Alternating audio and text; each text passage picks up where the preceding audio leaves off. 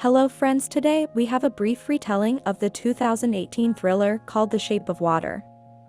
In 1962, during the Western War, the Occam Aerospace Research Center, secret government laboratory in Baltimore, Maryland. Eliza Esposito is a mute woman who works there as a cleaning lady. Gorgeous apartment right above the cinema. Eliza's life is a normal routine. Every day is like the first day. Jail's neighbor is a middle-aged artist from Eliza's closest friends. Other neighbors treat her relatively well as she is a polite and friendly woman. She gets to work by bus and when her favorite colleague Zelda Fuller arrives. She always stands up for her friend when other colleagues read to offend or intimidate Eliza. They ensure cleanliness is maintained in offices and other establishments. Their work is envisaged to bypass offices and rooms where higher objects meet. In one of the work shifts, one of the bosses announces that the research center has brought a new and very valuable object to capture in South America.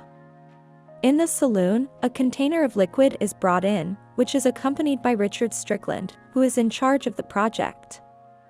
When Elise approaches the container, closer, something from within affects everyone's attention.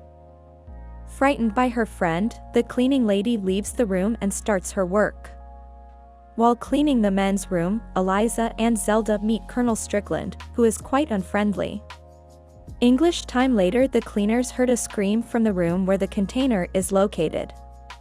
Strickland walks out into the hallway without 2 marks on his left arm, causing the guards to run to his aid. The cleaners are instructed to quickly clear this room of blood. When Eliza splashes a bucket of water on the floor from the corner of the earth, the 2 missing are sensed by Colonel Strickland. Eliza carefully puts them in a bag for safekeeping. She approaches the container and discovers that the object is an amphibious man. Enchanted by the entity, Eliza returns the next day to see Amphibian Man once more. She taps the container gently, but the object is found in a small pool nearby. She prevents his attention and offers a boiled egg. In the days that follow, Eliza visits the child and feeds him boiled eggs. She even teaches him how to use gestures and plays music on the gramophone for him. She found herself much happier when she met Amphibian Man. Eliza dances in front of the containers.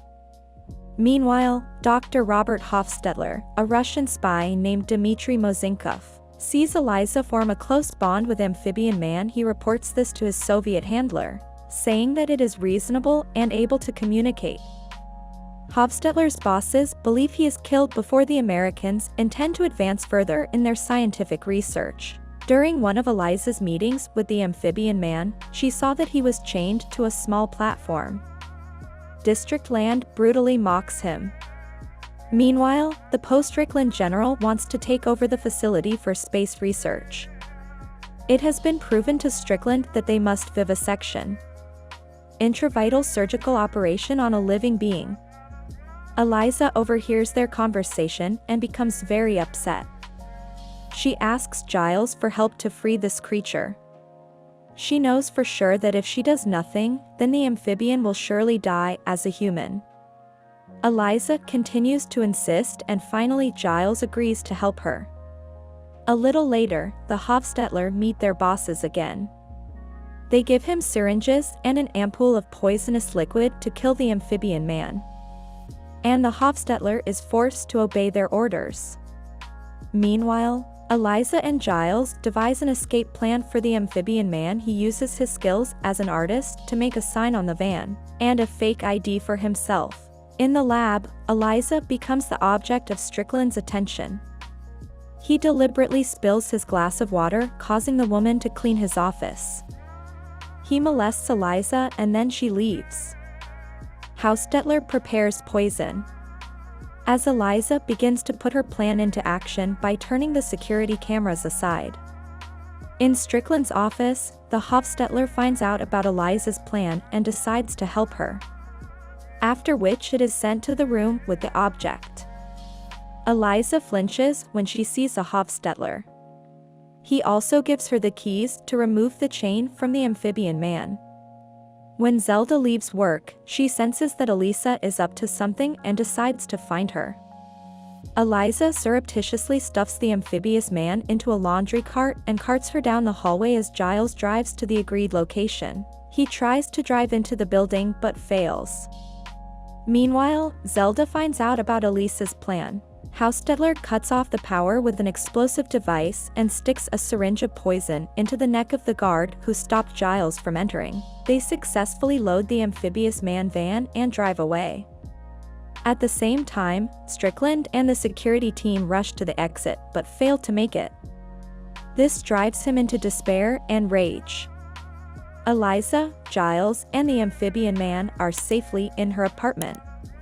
They immerse him in a bath of water and chemicals that the Steadler took with him to keep the amazing creature healthy. After a while, the amphibious man gets better after being out of the water for a while. In a few days, when it rains or plans to release it into a nearby channel that will fill with water and provide easy access to the ocean. In the lab, Strickland and his team have already figured out exactly how the thieves managed to escape and steal their object. When Eliza and Zelda arrive at work, Strickland interrogates them but doubts they did it. He doesn't think two women, one of whom is mute, can successfully rob a government lab with high security. Meanwhile, Giles falls asleep in the apartment watching the amphibious man. The creature crawls out of the tub and ends up eating one of the cats in the apartment. After which, seeing Giles run out of the apartment, scratching the hand of the awakened artist. As a result, Eliza, full of anxiety, finds him in the cinema downstairs and returns him to her apartment. When the amphibian man returns, he puts his hands on Giles's head and his wound. One night Eliza can't sleep. She goes to check on the amphibious man who is in her bathroom. She awkwardly takes off her clothes and climbs into the tub. For the first time in her life, Eliza feels connected to someone. The love that she so desperately desires is now present in her life, and she is glad that she has found a new meaning for existence. Meanwhile, the Hofstetler is at home and the Russian bosses visit him. Sensing danger, he hides the knife in his sleeve, but nothing happens and they leave. Giles wakes up one morning to find that hair has started to grow on his head where the area used to be bald, and he notices that the cut on his arm is completely closed.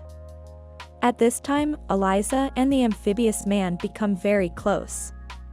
She even floods the bathroom so they can swim together. This leads to water leaks throughout the house. The theater owner complains about this, forcing Giles to open the bathroom door.